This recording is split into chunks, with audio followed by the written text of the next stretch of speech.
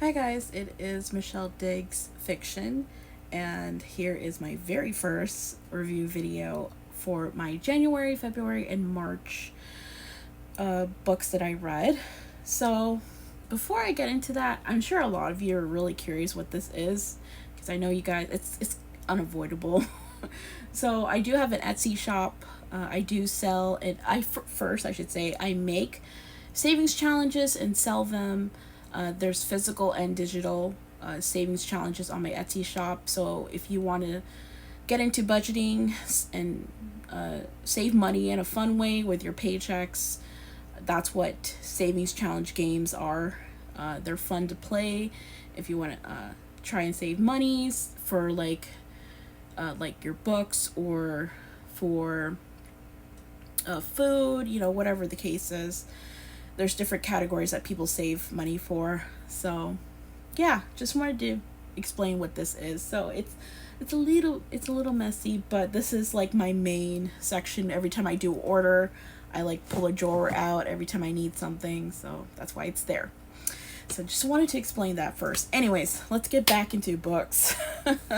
So, I'm gonna go by not necessarily which books I read in each month, but by the lowest rating to the highest rating. So let's get started. So, unfortunately, my least rated book out of this whole pile is Forgiving Imelda Marcos by Nathan Go. So I don't think I mentioned this before, but I am half Filipino and half Mexican. So I really love to read books on my like culture, even if it's fiction. Anything that has to do with the Philippines or Filipinos or anything that has to do with Mexico and Mexicans. I really like to read those. And and I do find Imelda Marcos and the Marcos regime very fascinating because when I was a kid, I did a history project on the Marcos regime, and I always like to learn more about it whenever I have the opportunity and so forth. But this is a fiction book. Now, he does provide some information on Imelda Marcos, but I didn't have the time to look up if some of those information is true or not. I'm sure they are. But the premise of this book, if you guys are curious, now I did get this from Book Outlet. I'm not sure if they're still selling it. And let me tell you, for a short hardcover book, they're selling this for $8, which I find ridiculous to be honest. But yeah, I think that's how much it costs on Book Outlet is $8 for this book. So since there's 5 books in this review video, I'll just read, even if it's super long, I'll just read the blurb to you guys. Let me see, does it go to the next? Okay, good. So, after suffering a serious heart injury, Lito Macareg, or is it Macareg? I gotta ask my mom how to pronounce that. Like, my mom taught me the how we pronounce the vowels in the Philippines ever since I was a kid. She'd be like, Inda, you need to remember this. A, E, I, O, U. A, E, I, O, U. Like, every year when I was a kid, she would repeat that to me. So when I started learning Tagalog when I was in middle school, it was a lot easier to pronounce the words when she taught me those vowels. But this last name, Makaraeg, it has a G at the end. It's so weird. It's a really weird last name. But anyways, let's keep going. Reaches out to his estranged son, a journalist who lives in the United States. Far from Lito's Manila nursing home to promise him a scoop, the story of a secret meeting between Imelda Marcos and Corazon Aquino years before. Imelda, best known for her excessive shoe collection, was the flamboyant wife of the late Philippine dictator. Corazon was the wife of the opposition politician who was allegedly killed by the Marcoses. And unassuming housewife, Corazon rose up after her husband's death to lead the massive rallies that eventually toppled the Marcos dictatorship. Lito was Corazon's personal driver for many years, and her only companion on the journey from Manila to Baguio City to meet Imelda. Throughout the long drive, Leto's loyalty to his employer is pitted against his own moral uncertainty about Corazon's desire to forgive Imelda. But as Leto tells his son the tale of these two women, his own story and his own failings slowly come to light. He delves into his past, his neglectful father who joined a communist guerrilla movement, their life in a mountain encampment headed by a charismatic priest, and his struggles with poverty and ambition. In the end, Leto is left to contemplate the meaning and possibility of forgiveness. In Forgiving Imelda Marcos, Nathan Go weaves a deeply intimate alternative history that explores power and powerlessness, the nature of guilt, and what we owe to those we love. So, I was jumping into this hoping this would be a really good book. But my rating for this book is 2.75 out of 5. I that's the highest I could give this book. It wasn't even a 3 for me. There was just a lot of boring. I don't know if it's because I'm half Filipino and I know a lot about Filipino history, and I lived in the Philippines for a year when I was 25. I went to med school there for a year. So I know what it's like to live in the Philippines, what it means to be Filipino, and there was a lot of parts that were just boring to me. I'm sure if you're not a Filipino, some of those parts may not be boring to you, because you're learning about another person's. I mean, even though it's fiction, you're pretty much learning about another person's life in a third world country, their family history and so forth. But yeah, I actually started this was the second book I started in January, and then I stopped halfway, and then I got back into it in February and I finished it. And yeah, I personally, it was a little bit too boring for me, but I understood the moral of the story, and of course forgiveness and all that. So if you wanted to give it a try and you want to learn a little bit more about Filipino history, yeah, I would recommend that. But I might keep this because I really want to learn and try to annotate books, because there are some Tagalog words in here that I never heard of, and I was like, I need to go back to those later and like write them down and stuff. So yeah, so that's probably the only reason I would keep this. And I like to support Filipino authors, so yeah. And I do like the cover, and the hardcover is pink. So yeah, he at least did a good job on the cover itself. So that's another attraction that I had with this book, was the design of the cover. So unfortunately I gave it 2.75. Okay, so on to Hockey Girl Loves Drama Boy, the only graphic, no, actually it's not the only one. There is another graphic novel I will be reading sometime in fall time, but because I don't have a lot left. So anyways, don't want to go on a tangent. So Hockey Girl Loves Drama Boy, I bought this on Book Outlet as well, and I love the cover. I love the colors, and the premise sounds really cute.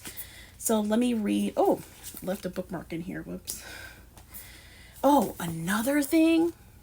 When I got this book in the mail from Book Outlet, so you don't really expect, I mean, the number one thing from Book Outlet that you do expect is some damaged books or books with remainder marks on them, etc.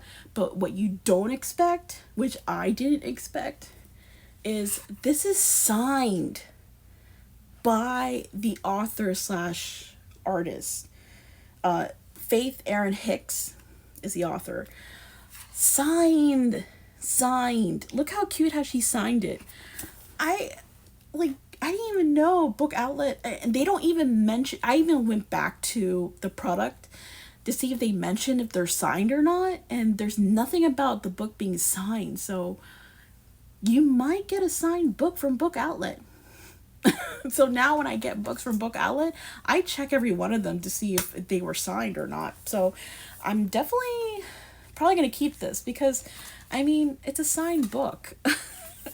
So and so anyways, so as you can tell, the title gives it away. So there's a girl who plays hockey, and something happens that makes her want to change for the better. And she meets this drama boy who also has parts of himself that he wants to change as well. And they both help each other in improving themselves, and they eventually fall in love with each other. So it is a cute young adult love story, and I did give it a 3.75 out of 5 stars. I did like the artistry, the design in the book, and I did enjoy the storyline, but I don't know, it was a little, I mean, to me, 3.75 is still a good rating. That's probably my minimum of like considered as a good book. So it is a good book, but it's definitely not a book I would reread necessarily, but it's a cute romance book. Okay, it's cute. So I definitely recommend it if you guys are into graphic novels, especially like romance ones. It is a cute young adult romance book. So 3.75 out of 5 stars. So not bad. And I don't know if I'm able to, oh yeah, I don't think I read the premise to you guys. So it should have been a night of triumph for Alex's hockey team. That's the girl. But when her mean girl team captain Lindsay goes after Alex with her cruelest dig yet, Alex loses what remains of her self-control and punches Lindsay out. Before she knows it, their coach is dragging Alex off Lindsay, and her invitation to the Canada National Women's U18 team summer camp is on the line. Alex is shaken. She needs to learn how to control this anger, and she is sure Ezra, it's the drama boy guy, the popular and poised theater kid from her grade, is the answer, so she asks for his help. But as they hang out and start getting closer, Alex learns that there is more to Ezra than the cool front he puts on, and that maybe this friendship could become something more. So again, it's a cute romance, young adult. So next one, and I did read that. That was the first book in January that I completed in one day. So anyways, on to Neon Gods by Katie Robert, the first book in the Dark Olympus series. So I do love the Persephone and Hades Greek story. They are my absolute favorite Greek couple. And I know it's cliche, I know, but I mean, I do like bad boys, I do. So I had to get this book and read it because any retellings of Persephone and Hades, I have to read it. And I know there's another one, I believe by Scarlett St. Clair, if that's her author, I think that's her name. That's A Touch of Darkness, I think that's what it's called. I definitely want to read next. So anyways, let me read the premise to you guys if you don't know what it's about. So society darling Persephone Demetrio plans to escape the ultra-modern city of Olympus and start over far from the backstabbing politics of the 13 houses. But all that's ripped away when her mother ambushes her with an engagement to Zeus, the dangerous power behind their glittering city's dark facade. With no options left, Persephone flees to the forbidden Undercity and makes a devil's bargain with a man she once believed a myth. A man who awakens her to a world she never knew existed. Hades has spent his life in shadows, and he has no intention of stepping into the light. But when he finds that Persephone can offer a little slice of the revenge he's spent years craving, it's all the excuse he needs to help her for a price. Yet every breathless night spent tangled together has given Hades a taste for Persephone, and he'll go to war with Olympus itself to keep her close. So I did give this a 4 out of 5 stars. I'm not going to consider it the best Now, I don't think I've read any other Persephone and Hades retelling books from my past. I can't even recall anything besides the original Greek story. So far, I don't think I would consider this as the best, in my opinion. Um, it was a good retelling, but it's definitely not one I would reread, in my opinion. But yeah, it wasn't a bad book. If you're also a big Hades and Persephone fan, I recommend you read Neon Gods and see how you like it. Okay, the next book, Hooked, which I read in Neon Gods I read in February. So Hooked, I this was the last book I read in March. And this is the book I read in 3 days. The last 3 days of March. I was like, oh no, I only read one book. Oh, I forgot to mention the beginning of this video. So, what I've decided to do in order to help me get out of my reading slump, or what do you call it, inspire me to read, just continue to read, don't stop. That's the point. So I'm thinking of doing like a record breaking with myself. Like, again, I started getting back into reading last year in the month of March. So January and February, I didn't read anything last year. So as long as I read at least one book this year in January and February, I broke my record. So for the month of March, I had to read at least 2 books to break my last year record, which I did. That's why I had to read a second book right away to break that record. So each month, I have to break a record of mine. So it really inspires me to just keep, and this is just a personal record for, I like to compete with myself when it comes to reading.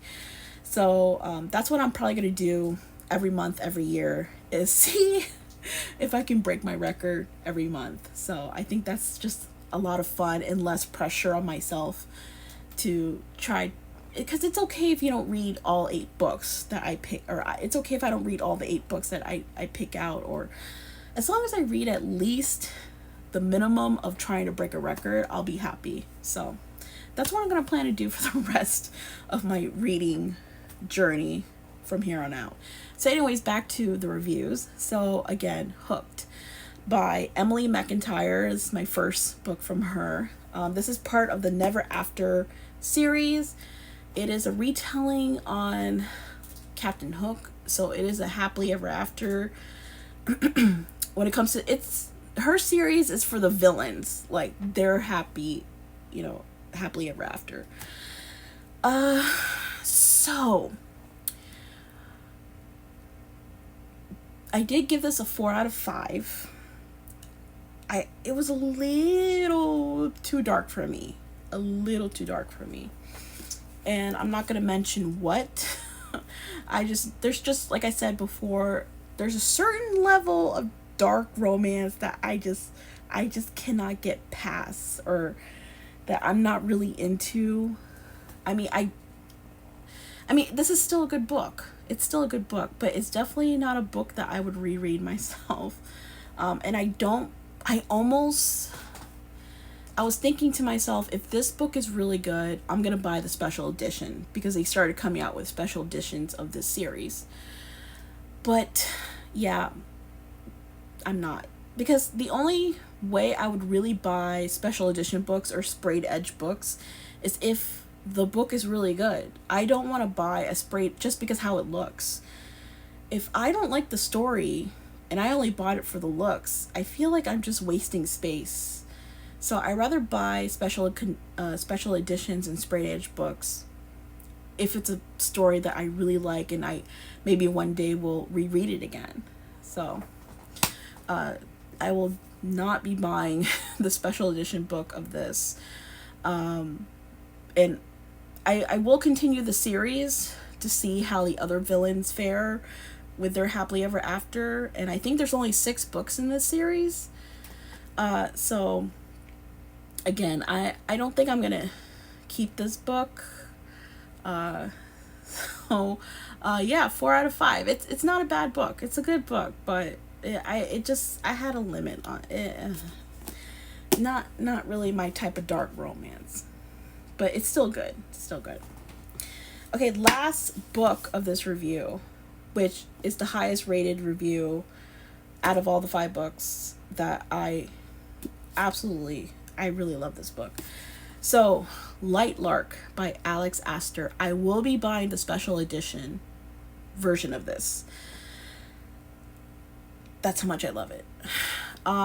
So I know this book is either you like it or you don't. I mean, a lot of people don't like it because it's kind of similar to The Hunger Games, which I can't really compare the two because that's definitely a series I do want to read. And I only watched the first 2 seasons of The Hunger Games. So I decided, no, let me not watch the rest of the movies. I really want to read the series before I either rewatch the first 2 movies or, continue with the movies I haven't seen. So I can't really compare the books of The Hunger Games to this, really. But in my opinion, even though it's similar, it's not, it's still different in its own way. It's not exact. I mean, these are royals that are competing for their realms. Hunger Games, it's, lack of a better word, peasants. Sorry. Lack of a better word, peasants that are competing for their districts. That's a huge, huge difference, in my opinion. And also, they have powers and they have curses.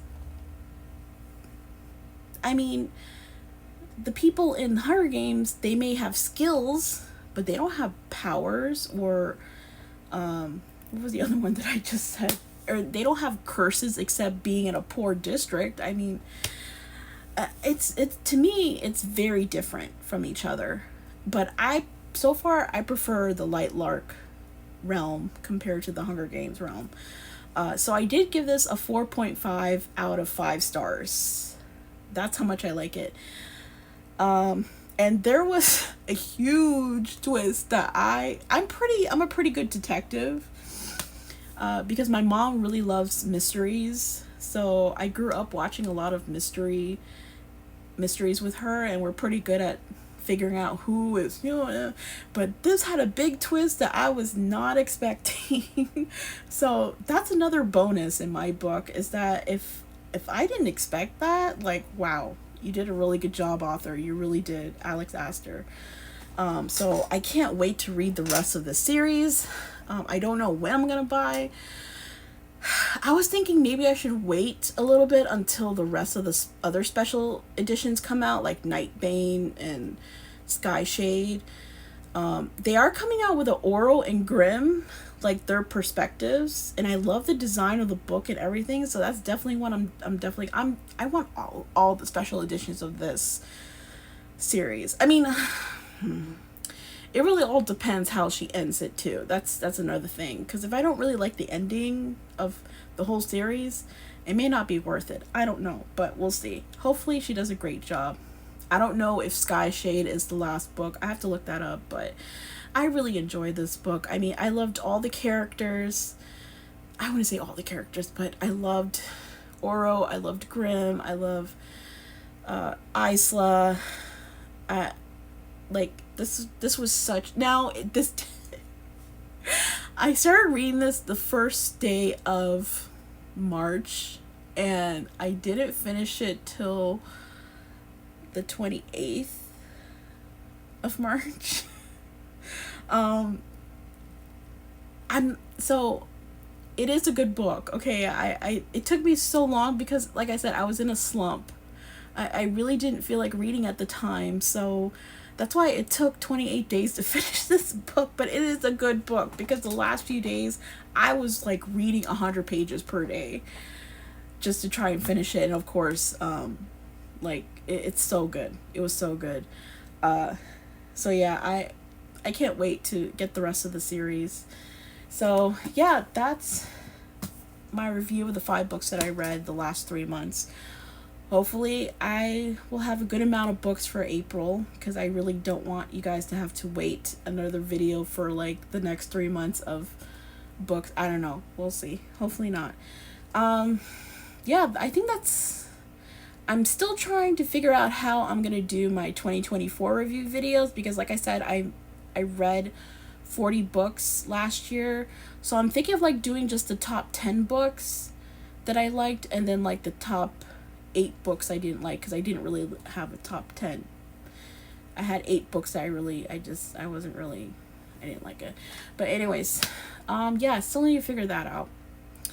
But yeah, I'm doing well on my reading this month. I'm really proud of myself, really happy. So anyways, I hope you guys are liking my videos, and let me know in the comments below which books you're interested in reading, or you liked or did not like, what you rated, so forth. So I will see you guys in the next video. Bye guys.